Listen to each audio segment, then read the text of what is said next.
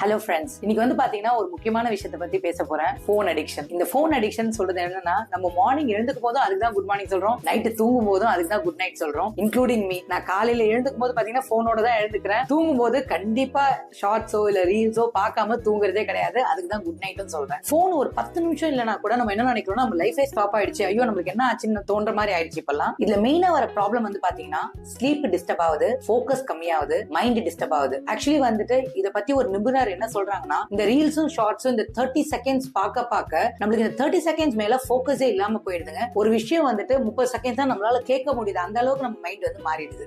போனை யூஸ் பண்ற தப்பு இல்லைங்க, பட் ஒரு குறிப்பிட்ட டைம் வச்சுக்கோங்க. அந்த டைம்குள்ள நீங்க வந்து என்ன பார்க்கணும்னு நினைக்கிறீங்களோ அதை பாருங்க. அதே மாதிரி ஒரு ஹாஃப் அன் ஹவரோ 1 ஹவரோ வந்து நம்ம ஆஃப்லைன்ல இருந்தோம்னா இன்னும் உங்களுக்கு மைண்டுக்கு ரிலாக்ஸ் கிடைக்கும். டெக்னாலஜி யூஸ் பண்ணுங்க, ஆனா டெக்னாலஜி உங்க லைஃபை யூஸ் பண்ண விடாதீங்க. அதுக்கு இந்த ஷார்ட்ஸோட அப்படியே நித்திராதீங்க, நிறைய பேருக்கு ஷேர் பண்ணுங்க. இத மாதிரி மக்கள் பார்க்க அவங்களும் வந்துட்டு எப்படி டெக்னாலஜி யூஸ் பண்ணணும் கத்துப்பாங்க. நன்றி, வணக்கம்.